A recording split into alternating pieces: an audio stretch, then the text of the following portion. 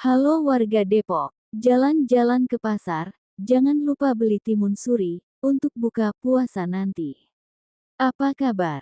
Warganya Pak Supian Suri. Semoga kita semua sehat dan selalu dalam lindungan Sang Ilahi. Abang, Empo, Cang, Cing, Enya, Babeh. Bila berlari perhatikan arah agar tak salah belok. Pastikan arah tak berubah haluan.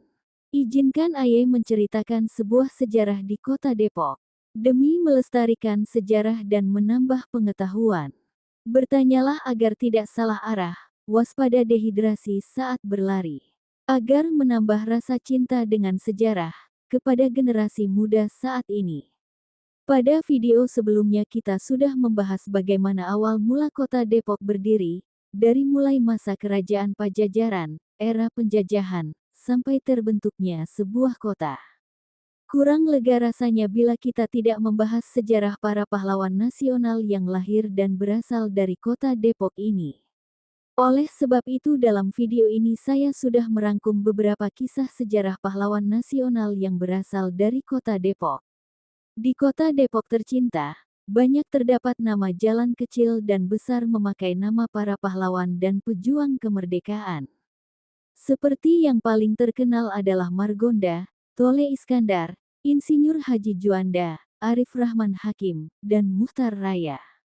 Sebelumnya Abang Empok, Ensing Encang, Enyak Babeh. Beli lontong buat buka puasa maghrib. Mampir ke pasar nyari ikan tembang. Tolong dibantu subscribe, agar channel ini terus berkembang.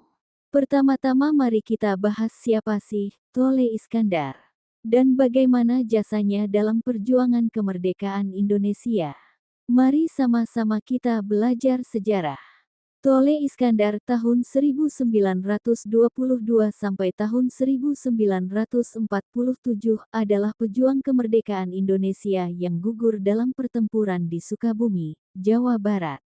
Atas jasanya tersebut, namanya diabadikan sebagai salah satu nama jalan di kota Depok.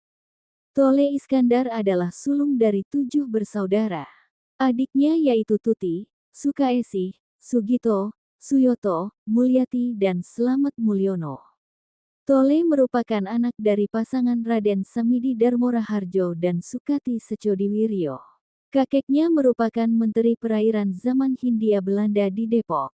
Dia lahir di Gang Kembang, Ratu Jaya, Kota Depok. Tole Iskandar gugur saat berperang dengan sekutu di perkebunan Cikasintu, Kabupaten Sukabumi, pada tahun 1947 bersama Batalion 8. Saat gugur pangkatnya naik menjadi Letnan II. Kini makam Tole Iskandar berada di TMP Dredet, Kota Bogor, setelah dipindahkan dari Sukabumi. Saat gugur Tole Iskandar berusia 25 tahun. Keluarga besar Tole Iskandar sekarang bermukim di wilayah Bojong Pondok Terong. Perjuangan Tole Iskandar. Tole Iskandar memiliki catatan perjuangan tertulis dalam Laskar Pemuda Depok. Laskar itu tersohor dengan sebutan Kelompok 21. Pada tanggal 21 September tahun 1945, diadakan rapat pertama kali di sebuah rumah di Jalan Kartini. Tole Iskandar berikut 7 bekas anggota Heiho dan 13 anggota pemuda Islam Depok mengadakan rapat dan diputuskan membentuk barisan keamanan untuk wilayah Depok. Tole Iskandar akhirnya terpilih menjadi komandan. Merekalah cikal bakal perjuangan di Depok. Ide pembentukan barisan keamanan karena sehabis kemerdekaan situasi di sana tidak menentu. Semua hal berbau Belanda dan tidak mau memasang bendera merah putih dianggap musuh. Buntutnya, pecah insiden di Jalan Pemuda. Masyarakat kampung merebut semua harta melalui peristiwa Gedoran Depok. Mereka menawan para keturunan Belanda Depok ke Bogor. Belanda Depok merupakan mantan pekerja Cornelis Castelein. Mereka mendapatkan jatah harta warisan Cornelis berupa tanah untuk dikelola. Pekerja itu didatangkan dari Sulawesi, Kalimantan, Timor dan Bali. Cornelis kemudian membentuk 12 marga untuk mereka setelah penghapusan perbudakan pada 1714. Kini keturunan mereka umumnya tinggal di kawasan Depok Lama. Kelompok 21 dipimpin Tole Iskandar mengumpulkan Belanda Depok di sebuah tempat dekat stasiun Depok, agar tidak menjadi korban dendam terhadap Belanda. Tole juga ikut mengusir pendudukan Belanda di Depok dan terlibat perang di Kalibata serta Bogor. Saat itu, senjata yang dimiliki barisan keamanan ini hanya 4 pucuk carabin Jepang. Itu pun hasil rampasan dari kepolisian Jepang yang bertugas di Depok. Kolonel Samuan, salah satu tim penyusun sejarah perjuangan di Bogor, ke-21 orang ini diberi nama kelompok 21. Pada tanggal 15 Oktober tahun 1945, di Bogor dibentuk BKR Resimen 2 yang membawahi 4 batalion, yaitu Batalion 1 Depok, Batalion 2 Lewiliang, Batalion 3 Jonggol, Batalion 4 Bogor. Laskar Rakyat Depok yang dipimpin oleh Tole Iskandar langsung meleburkan diri ke dalam Batalion 1 Depok. Setelah batalion masuk di Depok, berpuluh-puluh pemuda Islam setempat mendaftarkan diri menjadi TKR. Mereka berkali-kali menyerang pasukan Inggris di Pasar Minggu dan markas mereka di Jalan Kalibata. Saat terjadi pertempuran dengan tentara Belanda di perkebunan Cikasintu, Tole Iskandar gugur. Setelah sebelumnya melakukan penyerbuan di Bojonggede melawan pasukan Gurkha di Citayam dan Pabuaran. Begitu hebatnya perjuangan Tole Iskandar, hingga ketika ia gugur merupakan pukulan berat bagi rekan-rekannya yang bertahun-tahun berjuang bersama. Nama Tole Iskandar dikukuhkan dalam Perda Nomor 1 Tahun 1999 tentang Hari Jadi dan Lambang Kota Depok. Tole Iskandar, salah satu pahlawan perjuangan kota Depok selain Margana atau lebih dikenal Margonda. Pada tanggal 16 Juni tahun 1948, Depok diserang secara besar-besaran oleh tentara gabungan Inggris dan Belanda. Perjanjian Renville, tanggal 17 Januari tahun 1948, Jawa Barat harus dikosongkan dari para pejuang. Semua pasukan akhirnya hijrah ke Jawa Tengah. Untuk mengisi kekosongan pejuang di Jawa Barat, Jenderal Sudirman dan Tan Malaka berunding. Hasilnya, dibentuklah pasukan rahasia yaitu Divisi Bambu Runcing di bawah pimpinan Sultan Akbar bersama pemuda yang mondok di Asrama Menteng 31 sekarang Gedung Joang, 45. Tanggal 11 Oktober tahun 1949, Divisi Bambu Runcing mengeluarkan maklumat yang menentang seluruh perundingan dengan Belanda, karena menilai seluruh hasil dari perundingan tersebut hanya merongrong dan menggerogoti cita-cita kemerdekaan. Mereka menginginkan kemerdekaan 100%. Mau tak mau mereka berhadap-hadapan dengan republik yang masih seumur jagung. Seteru semakin menjadi-jadi menyusul pemberlakuan restrukturisasi dan rasionalisasi di tubuh angkatan bersenjata. Perang saudara meletus, daerah yang dikuasai Bambu Runcing bergolak termasuk Depok. Bambu Runcing dipimpin seorang jawara Betawi bernama Sengkut bermarkas di Bulak Garong, sekarang Perumahan Pesona Khayangan. Sengkut tersohor. Sebelum memimpin Bambu Runcing dia pernah bergabung bersama Pertahanan Desa, Pramudia Ananta. Depok pun mencekam, pembunuhan terjadi hampir setiap hari. Laskar Rakyat yang tadinya bergerilya menggencarkan serangan sporadis terhadap pasukan penjajah berubah menjadi perampok yang sadis. Hanya saja yang dirampok orang-orang yang dianggap berseberangan dengan mereka, tiap malam ada saja yang digedor pintu rumahnya. 2. Margonda. Margonda tanggal 1 Maret tahun 1918 sampai 16 November tahun 1945, meninggal di usia 27 tahun dalam pertempuran, ketika pasukannya menyerang tentara Inggris di Kalibata pada tanggal 16 November tahun 1945. Ia adalah salah seorang pejuang kemerdekaan. Namanya diabadikan sebagai nama jalan utama di kota Depok yaitu Jalan Margonda Raya. Riwayat hidup, Margonda lahir dan besar di Bogor. Pada usia 2 tahun ia dan keluarganya pindah dari Jonggol untuk tinggal di Jalan Ardio, sekarang Bogor Tengah. Waktu masih sekolah, Margonda terkenal sebagai atlet berprestasi. Nama aslinya adalah Margana. Dia menikah dengan Maimunah, keponakan MS Mintareja yang pernah menjadi Menteri Sosial dalam Kabinet Kepresidenan Soeharto sekaligus Ketua Umum Partai Persatuan Pembangunan. Margonda adalah nama seorang pemuda yang belajar sebagai analisis kimia dari Balai Penyelidikan Kimia Bogor. Lembaga ini dulunya bernama Analisten Kursus, sekarang SMK atau SMAK Bogor. Didirikan sejak permulaan Perang Dunia Pertama oleh Indonesia Chemische Vereniging, perusahaan milik Belanda. Memasuki paruh pertama tahun 1940-an, Margonda mengikuti pelatihan penerbang cadangan di Luftwaffe-Afdeling, atau Departemen Penerbangan Belanda. Namun tidak berlangsung lama, karena pada tanggal 5 Maret tahun 1942 Belanda menyerah kalah, dan bumi Nusantara beralih kekuasaannya ke Jepang. Saat Jepang takluk dengan bom atom Amerika di Nagasaki dan Hiroshima pada tahun 1945, Margonda ikut aktif dengan gerakan kepemudaan yang membentuk laskar-laskar. Margonda bersama tokoh-tokoh pemuda lokal di wilayah Bogor dan Depok mendirikan Angkatan Muda Republik Indonesia atau AMRI, yang bermarkas di Jalan Merdeka Bogor. Umur AMRI di bawah pimpinan Margonda relatif singkat. Mereka pecah dan anggotanya bergabung dengan Badan Keamanan Rakyat atau BKR, Pemuda Sosialis Indonesia, dan kelompok kecil sejenis lainnya. Margonda masuk anggota BKR di Bogor. Setelah mengikuti pendidikan kemiliteran secara singkat, ia dimasukkan ke Batalion Kota Bogor dengan pangkat Letnan Muda. Dari Bogor, ia naik kereta api dan bergabung dengan pasukan Batalion 1 di Depok. Ketika gugur di Kalibata, bersama rekannya Sutomo, jenazahnya dibawa ke Bogor tempat kelahirannya. Keduanya dimakamkan di depan stasiun Bogor. Makam keduanya kemudian dipindahkan ke Taman Makam Pahlawan Dredet, Bogor.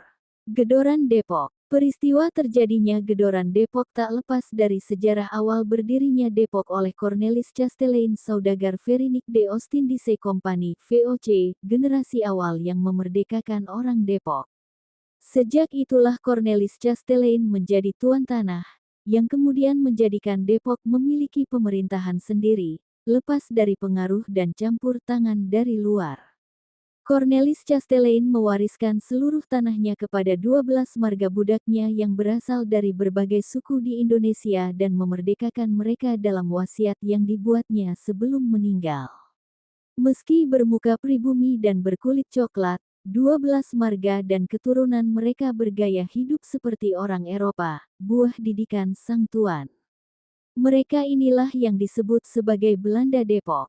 Sehari-hari mereka menggunakan bahasa Belanda. Sejarah juga menyebut, Depok sudah lebih dulu merdeka sejak tanggal 28 Juni tahun 1714. Mereka punya tatanan pemerintahan sendiri yakni Gemeente Bestuur Depok yang bercorak republik. Pimpinannya seorang presiden yang dipilih 3 tahun sekali melalui pemilihan umum. Pemerintah Belanda di Batavia menyetujui pemerintahan Chastelain ini dan menjadikannya sebagai kepala negara Depok yang pertama. Tak ayal jika mereka enggan bergabung dengan republik baru bernama Indonesia. Mengingat mereka sudah merdeka dan sudah punya presiden sendiri sebelum proklamasi tanggal 17 Agustus tahun 1945 yang dikumandangkan oleh Soekarno-Hatta. Karena Depok tidak mengakui proklamasi kemerdekaan Indonesia, akibatnya wilayah yang berjarak hanya beberapa kilometer dari Jakarta diserbu para pejuang kemerdekaan. Depok dikepung dari seluruh penjuru mata angin. Depok dijarah takluk di bawah todongan senjata, orang Depok dipaksa mengibarkan bendera merah putih dan teriak merdeka. Siapapun yang membangkang kena hantam, tak sedikit korban berjatuhan. Huru-hara yang meletus pada tanggal 11 Oktober tahun 1945 itu dikenal dengan peristiwa Gedoran Depok untuk merebut Depok dari penjajah oleh para pejuang kemerdekaan. Namun tak berlangsung lama, Nederlands Indicie Civiele Administratie (NICA) kembali menguasai Depok. Pasukan NICA yang datang membonceng sekutu menyerbu Depok untuk membebaskan orang Depok yang ditawan Tentara Keamanan Rakyat (TKR). Pejuang berhasil dipukul mundur. Tawanan wanita dan anak-anak Depok dibebaskan, dibawa ke kampung pengungsian di Kedung Halang, Bogor. Semenjak itu, kantor Gemeente Bestuur Depok yang tadinya dijadikan markas TKR berubah menjadi markas NICA.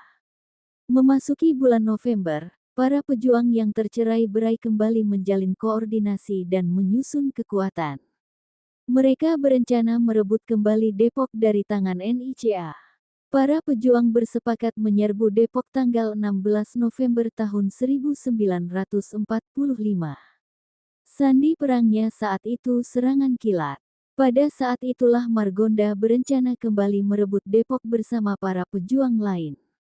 Di antara ratusan pejuang yang gugur hari itu, terdapat Margonda, pimpinan Tentara Angkatan Muda Republik Indonesia (AMRI). Margonda gugur tanggal 16 November tahun 1945 di Kalibata, Depok. Daerah bersungai di kawasan Pancoran Mas dan bermuara di Kali Ciliwung itu menjadi saksi gugurnya Margonda. Peristiwa Gedoran Depok ini sering disebut sebagai revolusi sosial di pinggiran Jakarta. Melalui peristiwa inilah lahir tokoh-tokoh, seperti Margonda, Tole Iskandar, dan Mochtar. Nama pejuang itu kini diabadikan sebagai nama jalan utama di kota Depok.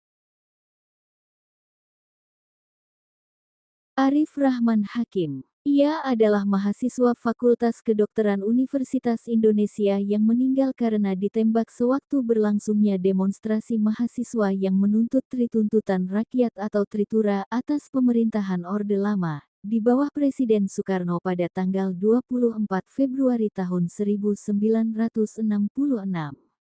Namun menurut Maulwi Saelan, yang menembak Arif Rahman Hakim bukanlah salah satu prajurit resimen Cakrabirawa. Ia mendapat penjelasan dari anggota polisi militer Kodam Jaya. Tembakan itu berasal dari salah satu anggota Pomdam yang bertugas di Garnisun Tetap 1, Jakarta. Arif lahir dari pasangan perantau Minangkabau, Haji Syair dan Hakimah. Untuk mengenang perjuangannya, namanya diabadikan menjadi nama ruas jalan di beberapa kota di Indonesia. Di antaranya sebagai berikut. 1. Nama jalan di kawasan Depok Baru, menggantikan nama Jalan Komodo. 2. Perpustakaan Arif Rahman Hakim di Masjid Mubarak Jalan Haji Agus Salim nomor 5, Sawahan, Padang, Sumatera Barat. 3. Masjid di kampus UI Salemba. 4. Salah satu stasiun radio swasta di Jakarta. Arif Rahman Hakim sang pahlawan Ampera adalah seorang pemuda yang berasal dari kota Padang. Nama aslinya adalah Ataur Rahman atau biasa dipanggil Rahman. Dia anak ke-6 dari 9 bersaudara dari seorang ayah yang bernama Haji Syair dan ibu Hakimah yang lahir pada tanggal 24 Februari tahun 1943. Ia dibesarkan dalam keluarga yang penuh kesederhanaan. Pada saat sekolah SD, pasar di mana toko ayahnya berada terbakar. Sehingga untuk memenuhi kebutuhan sehari-hari terpaksa ibunya berjualan kue pastel ke warung. Tugas seorang Rahman kecil adalah menumbuk singkong setiap malam hari dan keesokan paginya kue pastel tersebut dikirimkan ke warung-warung. Di masa sekolah SD, kecerdasannya sudah menonjol dengan selalu memperoleh juara 1 di kelasnya. Kelebihan lainnya adalah saat bermain kelereng bersama temannya dia selalu menang sehingga banyak memperoleh kelereng. Jika kelereng yang terkumpul sudah banyak, maka kelereng tersebut dijual dan uangnya diberikan kepada ibu untuk tambahan dapur. Mimpi dia menjadi seorang dokter dimulai saat dia mengalami kecelakaan parah di bagian kepalanya yang membuatnya hampir kehilangan nyawa. Kejadian tersebut terjadi ketika di kelas 4 SD saat sedang mengikuti kegiatan dalam memperingati Hari Pahlawan di sekolah. Dia dan teman-temannya menaiki truk untuk mengambil batu di sungai yang akan dibawa ke sekolah. Dalam perjalanan truk yang dinaikinya mengalami kecelakaan terguling. Dan dia mengalami luka yang paling parah.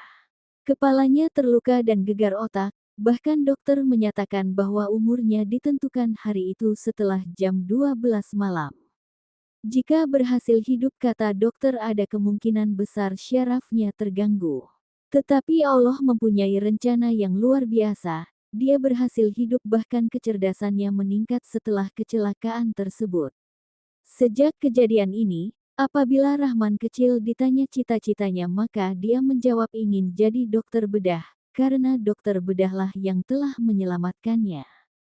Cita-cita inilah yang menuntun dia akhirnya pindah sekolah ke SMA 7 Jakarta agar bisa masuk perguruan tinggi di Jakarta. Setelah lulus dan berhasil masuk perguruan tinggi Fakultas Kedokteran Universitas Indonesia, dia menulis surat meminta izin ke ibunya untuk mengubah namanya menjadi Arif Rahman Hakim. Dengan arti Arif adalah bijaksana, Rahman nama aslinya dan Hakim dari nama ibu, Hakimah. Setelah memperoleh izin dari ibunya maka saat mulai kuliah dia menggunakan nama Arif Rahman Hakim. Untuk sampai ke kampus UI, Salemba, dia hanya minum air putih sebelum berangkat dan dia selalu jalan kaki setiap hari dari tempat tinggalnya di Tanah Tinggi. Tidurnya hanya beralaskan tikar dan sarung padahal nyamuk di tempat tinggalnya sangat banyak. Sulitnya hidup dijalani tanpa keluhan, pakaian yang menempel hanyalah pemberian dari orang lain dan sudah penuh jahitan karena banyak yang sobek. Selesai kuliah, dia selalu belajar dan membaca buku cetak di perpustakaan kampus sampai sore dan pulang setelah maghrib. Dia berhasil kuliah di Fakultas Kedokteran sampai tingkat 4 dengan hanya memiliki buku tulis karena mahalnya harga buku cetak. Dia rutin sholat Jumat di Masjid Al-Hidayah di Jalan Balikpapan 1 nomor 10. Dia juga aktif dalam pengajian dan kegiatan sosial di Masjid Al-Hidayah serta ikut dalam MKAI yaitu Majelis Khudamul Ahmadiyah Indonesia. Pada tanggal 24 Februari tahun 1966, saat demo yang terjadi hari Kamis pagi, dia berpamitan kepada kakaknya untuk ikut membantu demo dalam membagikan makanan kepada mahasiswa yang berdemo. Kakaknya berpesan hati-hati dalam berdemo karena kita orang susah, jangan sampai kena masalah. Pada pukul 11.30 WIB terdengar bunyi letusan tembakan. Saat itu kakaknya hanya berpikir kasihan mahasiswa yang terkena tembak. Sore harinya ada tentara yang datang ke tempat kakaknya di Tanah Tinggi. Dan mengajak ke RSPAD untuk menengok dia yang katanya terkena tembakan di tangan. Sampai di rumah sakit sudah banyak mahasiswa yang menunggu dan banyak yang berbisik. Kasihan ya. Akhirnya kakaknya baru sadar setelah sampai di depan kamar mayat dan Arif Rahman Hakim telah wafat terkena tembakan di dadanya. Arif Rahman Hakim disemayamkan di rumah duka di Tanah Tinggi, Jakarta Pusat. Setelah sholat Jumat, sholat jenazah dilaksanakan di Aula UI, Salemba, dipimpin oleh Bapak Mubalik Ahmad Nurudin. Hampir semua golongan agama seperti Buddha, Hindu dan Kristen ikut hadir mendoakan dalam pelepasan jenazah di Aula UI. Jenazah Arif Rahman Hakim dikuburkan di Blok P, tetapi sekarang telah dipindahkan ke pemakaman Pahlawan Ampera di Tanah Kusir, Jakarta Selatan. Peristiwa Tritura merupakan sebuah peristiwa demonstrasi mahasiswa yang berlangsung pada tanggal 12 Januari tahun 1966 di Jakarta, Indonesia. Peristiwa ini merupakan salah satu demonstrasi mahasiswa terbesar dalam sejarah Indonesia. Latar belakang demo Tritura adalah ketidakpuasan mahasiswa terhadap kebijakan pemerintahan Orde Lama di bawah Presiden Soekarno. Mahasiswa merasa bahwa pemerintahan telah gagal dalam mengatasi masalah ekonomi, korupsi, dan ketidakadilan sosial. Tritura sendiri adalah singkatan dari 3 tuntutan rakyat, yaitu 1. Turunkan harga, makanan dan kebutuhan pokok. 2. Hapuskan korupsi. 3. Bubarkan PKI, Partai Komunis Indonesia. Demo Tritura diikuti oleh ribuan mahasiswa dari berbagai universitas di Jakarta, termasuk Universitas Indonesia UI, Institut Teknologi Bandung ITB, dan Universitas Gadjah Mada UGM. Mereka berdemonstrasi di depan Istana Negara, menuntut Presiden Soekarno untuk memenuhi 3 tuntutan tersebut. Peristiwa demo Tritura berakhir dengan kekerasan, ketika aparat keamanan menembaki demonstran, menyebabkan beberapa orang mahasiswa terluka dan meninggal. Peristiwa ini kemudian menjadi salah satu faktor yang memicu peristiwa G30 SPKI pada bulan Oktober tahun 1965 dan peralihan kekuasaan dari Orde Lama ke Orde Baru di bawah Presiden Soeharto. Demikian sedikit kisah dan sejarah yang dapat saya bagikan kepada teman-teman semua. Beberapa gambar atau ilustrasi saya ambil dari AI, dan bukan gambar atau suasana kejadian yang sebenarnya. Apabila ada kesalahan dan kekurangan dalam sejarah yang saya bagikan, saya pribadi mohon maaf atas kurangnya pengetahuan saya. Terima kasih kepada seluruh masyarakat yang sudah membantu dan mensupport channel ini. Semoga sejarah yang saya bagikan dapat bermanfaat bagi kita semua. Dan khususnya kepada generasi muda agar lebih cinta dengan tanah air. Sebab, ada perjuangan yang begitu kelam, untuk sampai kepada Indonesia saat ini.